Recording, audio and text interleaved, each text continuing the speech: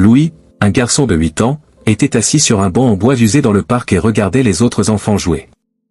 Le soleil de l'après-midi illuminait l'espace, mais sa luminosité ne parvenait pas à pénétrer le nuage de tristesse qui le surplombait. Les rires et les cris de joie des enfants résonnaient dans ses oreilles, mais pour Louis, tout cela semblait lointain, presque comme s'il était dans un autre monde. Il ajusta sa chemise, un peu plus grande que nécessaire, et passa une main dans ses cheveux crépus, se rappelant que, la plupart du temps, les enfants blancs ignoraient sa présence. « Hé, Louis! Viens jouer !» a crié un garçon, mais l'offre a été rapidement suivie par les rires des autres. « Oh attends, c'est une blague ?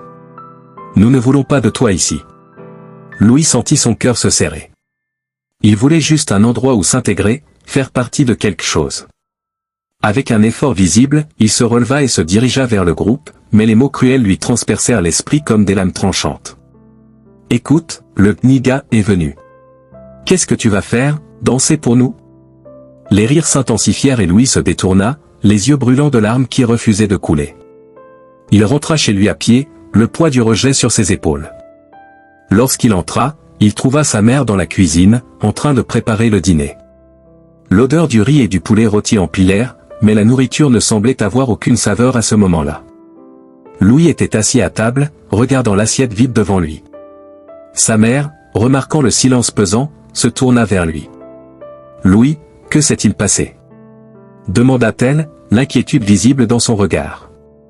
Louis hésita, mais la douleur devait disparaître.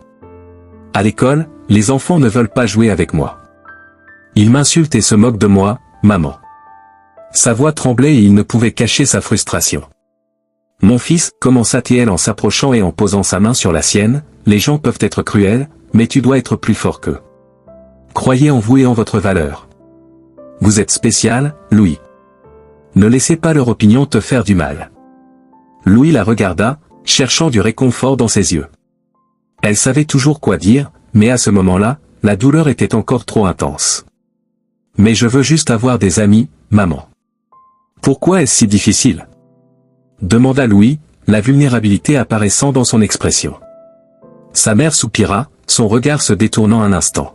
« Parfois, les gens ont peur de ce qui est différent. Mais cela ne veut pas dire que vous n'êtes pas digne d'amour et d'amitié.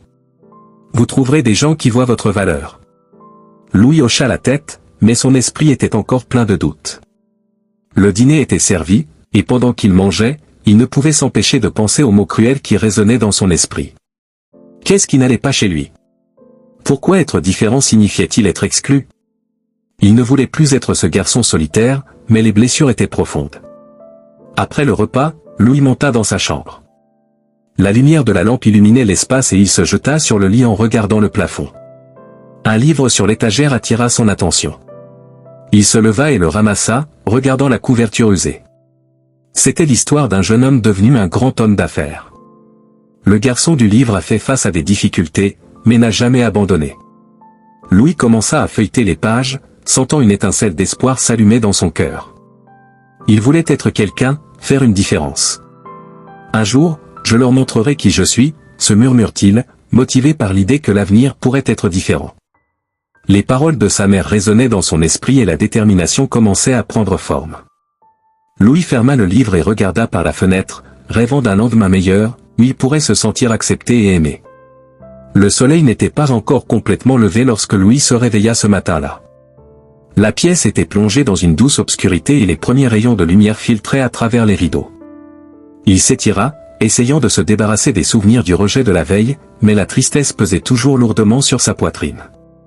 Dans la cuisine, sa mère préparait le petit déjeuner, l'arôme du pain frais mélangé à l'odeur du café remplissait la pièce, procurant un léger réconfort. « Bonjour mon amour. Prêt pour un autre jour ?» demanda-t-elle avec un sourire chaleureux, même si Louis savait que son visage ne reflétait pas la même excitation. « C'est juste un autre jour, maman, répondit-il, la voix un peu brouillée. Louis savait qu'il devait se préparer à retourner à l'école, mais l'idée d'être traité comme un étranger le mettait mal à l'aise. Après avoir bu un café, Louis décida que, malgré tout, il chercherait Claire tout au long de la journée.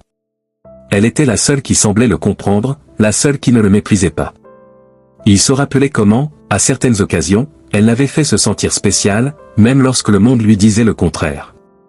En arrivant à l'école, Louis fut confronté au même scénario que toujours. Les enfants rient, courent, forment des groupes d'amis. Il s'assit sur un banc à l'écart de lui, observant l'agitation autour de lui. Son cœur se serra quand il vit des garçons qui se moquaient de lui.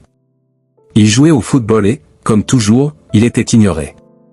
Cependant, son regard fut attiré par Claire, qui était assise seule dans un coin de la cour, en train de dessiner quelque chose dans son cahier.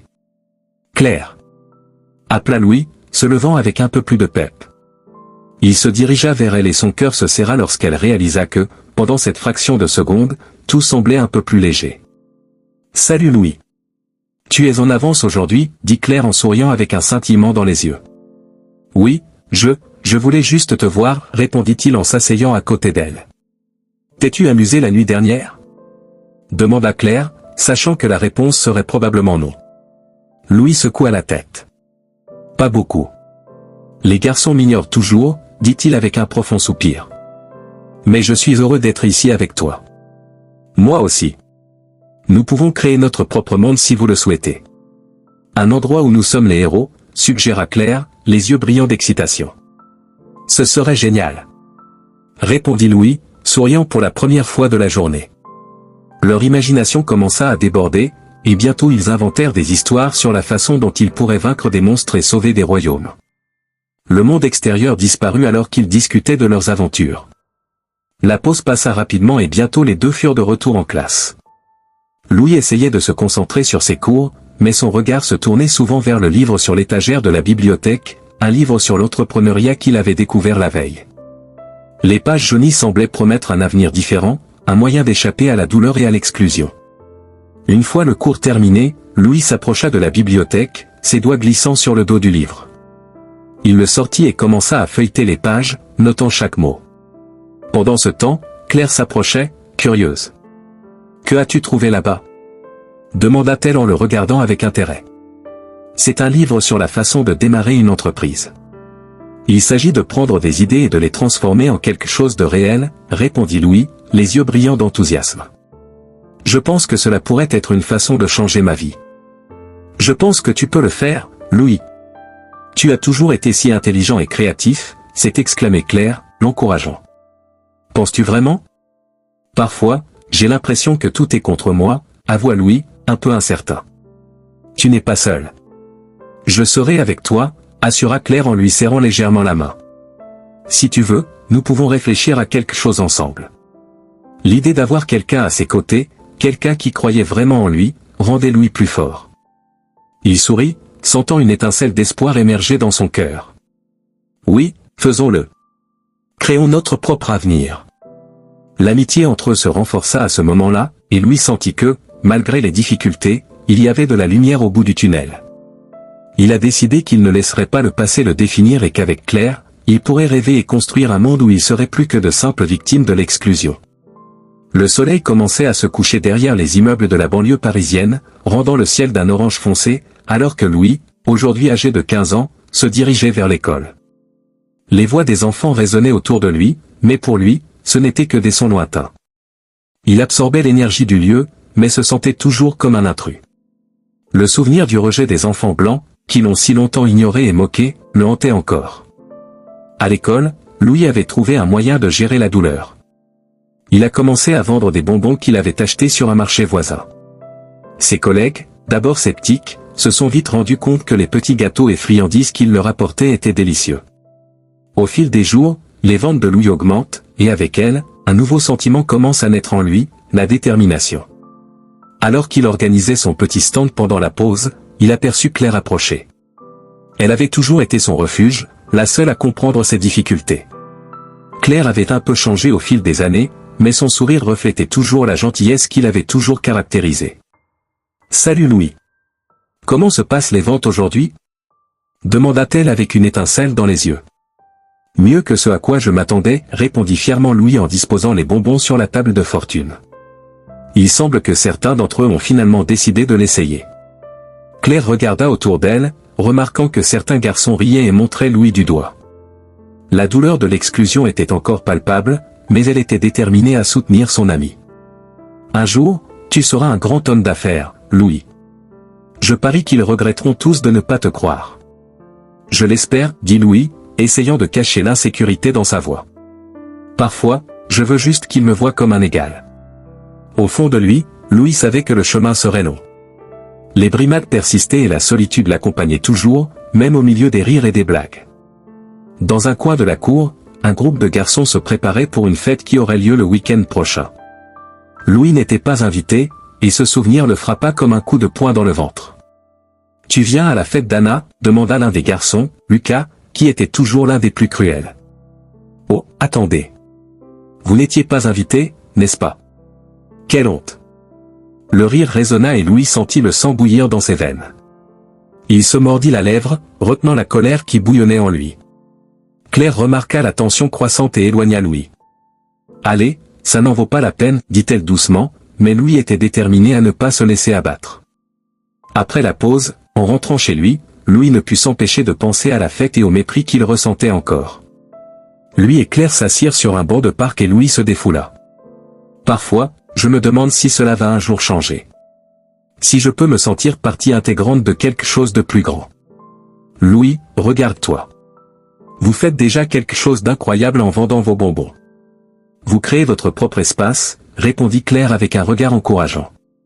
Et un jour, quand nous aurons réussi, tout le monde réalisera à quel point vous êtes spécial. Crois-tu vraiment cela? Demanda Louis, l'espoir commençant à briller dans ses yeux. Claire. Et je serai à vos côtés. Je promets qu'un jour, nous serons tous les deux bien ensemble, a déclaré Claire en lui tenant la main. Nous devons simplement continuer à y croire et à travailler dur. Le sentiment de camaraderie entre eux était palpable. Louis sourit, se sentant renouvelé.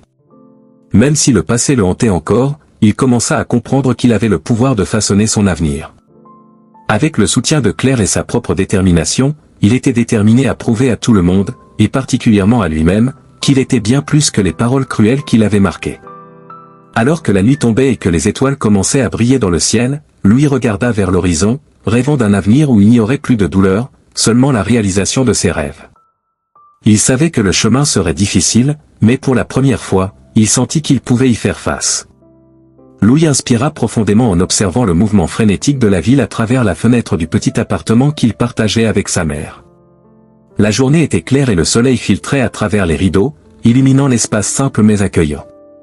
Il y avait un certain air d'espoir, un sentiment que Louis avait cultivé depuis qu'il avait décidé que son passé ne le définissait pas.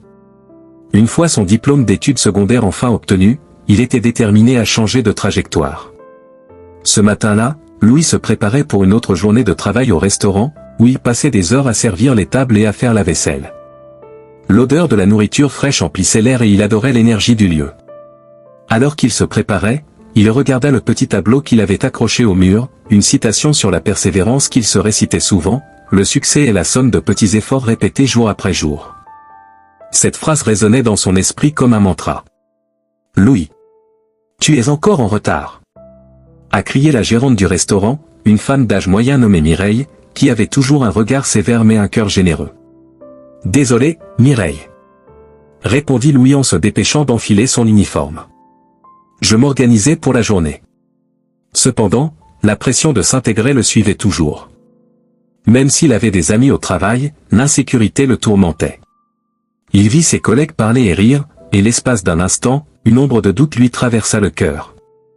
Et s'il savait tout, pensa-t-il. Et s'il savait ce que je ressentais à l'école? Mais le souvenir de Claire, son amie d'enfance, l'incite à passer à autre chose. Elle a toujours cru en lui. Le soir, après une journée fatigante, Louis s'asseyait à son bureau de fortune, avec son ordinateur portable ouvert et plusieurs livres d'affaires éparpillés autour de lui. Il s'était engagé à étudier, à apprendre tout ce qu'il pouvait sur l'entrepreneuriat. L'idée d'avoir sa propre entreprise le fascinait. Parfois, il rêvait, imaginant ce qu'il aimerait faire. Ce qui avait commencé comme un simple désir s'est transformé en une passion brûlante.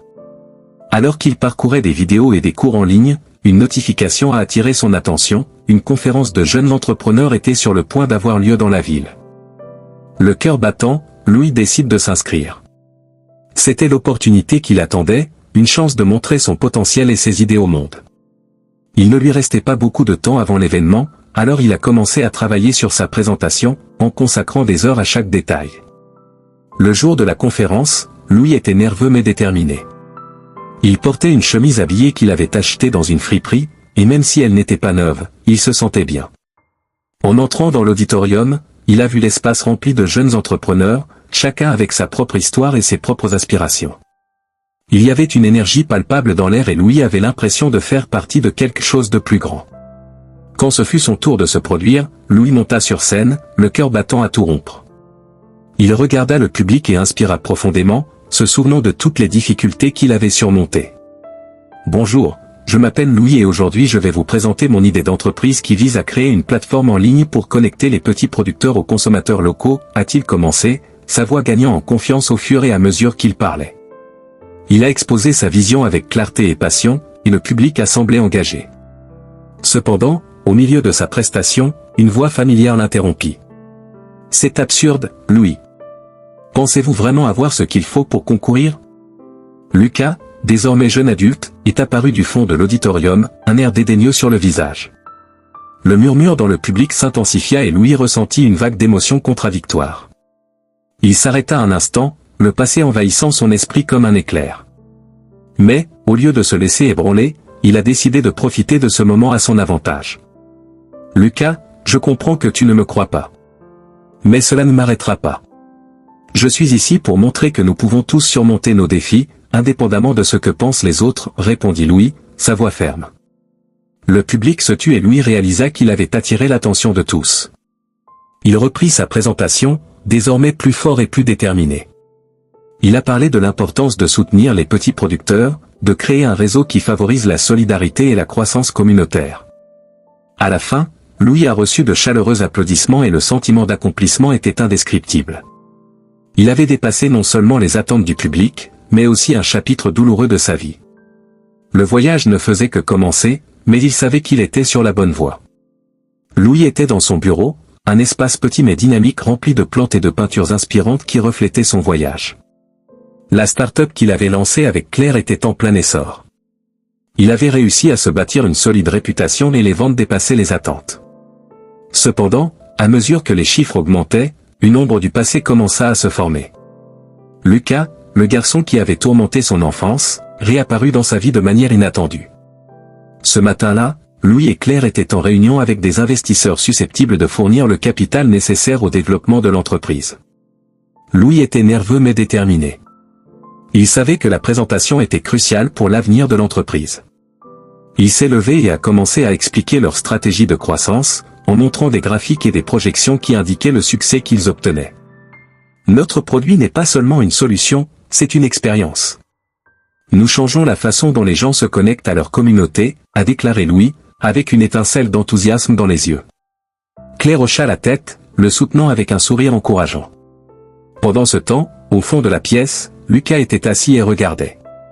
Louis sentit un frisson lui parcourir le dos lorsqu'il réalisa sa présence. Le visage de Lucas affichait une expression mêlant indifférence et pointe de mépris. Louis inspira profondément, ignorant la présence de son ancien rival et continua sa présentation. À la fin de la réunion, alors que les investisseurs discutaient de ce qu'ils venaient d'entendre, Lucas se leva. « Louis, tu penses vraiment que cette chose va se réaliser ? En te regardant, cela ressemble plus à une illusion qu'à une réalité, lança-t-il, sa voix aiguë remplissant la pièce. Louis sentit la colère et la douleur du passé refaire surface, mais au lieu de laisser ses émotions prendre le dessus sur lui, il décida de rester calme. « Lucas, tu n'as aucune idée de ce que j'ai enduré pour en arriver là. Et ton opinion ne me définit plus, répondit-il en essayant de garder son sang-froid. Les investisseurs regardèrent Louis, surpris par la tension qui couvait. Claire, réalisant que la situation devenait incontrôlable, est intervenue. « Lucas, Louis n'est plus dans cette école. C'est un homme d'affaires respecté maintenant, et tu montres juste que tu n'as rien appris du passé, dit-il, sa voix ferme et déterminée. Lucas, cependant, n'allait pas reculer facilement. Mais tu ne comprends pas. Je suis juste réaliste. Cet endroit n'est qu'une façade, et tu vas échouer, Louis. C'est juste une question de temps, taquina-t-il avec un sourire sarcastique. Louis avait l'impression que la colère était sur le point de le submerger, mais il se força à prendre une autre profonde inspiration. Il ne voulait pas redevenir la personne qu'il était dans le passé, quelqu'un qui se laissait emporter par les insultes. Tu peux penser ce que tu veux, Lucas. Mais je ne vais pas te laisser me définir. Je ne suis plus ce gamin que tu intimidais, répondit-il, sa voix plus ferme maintenant. Les investisseurs ont commencé à se disperser, réalisant que la réunion se transformait en affrontement. Claire posa sa main sur le bras de Louis en signe silencieux de soutien. Concentrons-nous sur ce qui compte, Louis. Nous sommes ici pour présenter notre entreprise, pas pour discuter du passé, murmura-t-elle doucement. Louis hocha la tête, regardant Claire dans les yeux et sentant la force qu'elle lui donnait. Tu as raison. Ce qui compte, c'est l'avenir, dit-il en se tournant une dernière fois vers Lucas. Si tu veux vraiment me voir échouer, bonne chance. Mais sache que je ne suis plus ta victime. Lucas sembla hésiter un instant, son sourire s'effaçant. Louis se détourna, déterminé à ne pas se laisser entraîner à nouveau par le passé. Il sentit un poids s'enlever de ses épaules. Il n'était plus ce garçon triste et exclu, c'était un homme d'affaires, un homme qui avait gagné le respect qu'il méritait. Alors Louis et Claire s'éloignèrent, laissant Lucas derrière eux. Louis savait que la bataille interne n'était pas encore terminée, mais il était déterminé à aller de l'avant. Il ne permettrait pas que les rivalités passées interfèrent avec son avenir. Et avec Claire à ses côtés, il se sentait plus fort que jamais, prêt à relever tous les défis qui l'attendaient. Louis était au sommet de sa carrière. Sa start-up, née d'une idée timide lors de Nuit Blanche, est désormais florissante, suscitant l'attention et le respect de la banlieue parisienne. Le téléphone sonna, interrompant son moment de réflexion. C'était un appel inattendu de la vieille école. La nouvelle réalisatrice a voulu rendre hommage à son parcours de dépassement et de réussite. Louis hésita un instant, se souvenant de ses blessures passées, mais la curiosité prit le dessus. Il a accepté l'invitation. Lorsqu'il arrive à l'école, l'odeur familière de la cafétéria et le bruit des élèves l'enveloppent d'une vague de nostalgie. Il parcourut les couloirs, désormais décorés de photos d'anciens élèves qui s'étaient illustrés. Cependant, le sentiment d'être un intrus l'accompagnait toujours. En entrant dans la salle de réunion, il a été accueilli par la directrice, une femme au regard aimable, qui lui a expliqué que l'école promouvait une série d'hommages aux anciens élèves qui avaient surmonté des difficultés. C'est un honneur de vous accueillir ici, Louis. Votre histoire inspire beaucoup de jeunes, a déclaré le réalisateur en souriant. Louis hocha la tête, mais son cœur était lourd. Il savait que l'histoire ne concernait pas seulement lui, mais aussi ceux qui l'avaient blessé, comme Lucas. Je me demandais si vous pouviez parler un peu de votre voyage, a poursuivi le réalisateur alors que Louis s'asseyait. Je crois que son expérience peut motiver les étudiants confrontés à des défis similaires. Louis inspira profondément et commença à raconter son parcours, depuis ses jours d'exclusion jusqu'à sa réussite en tant qu'homme d'affaires. Il parlait avec passion, mais au fond de lui, les souvenirs de douleur et d'humiliation étaient encore frais. Pendant qu'il parlait, son esprit errait vers les moments où Lucas et ses amis le ridiculisaient. Le souvenir de chaque insulte le faisait se sentir à nouveau petit.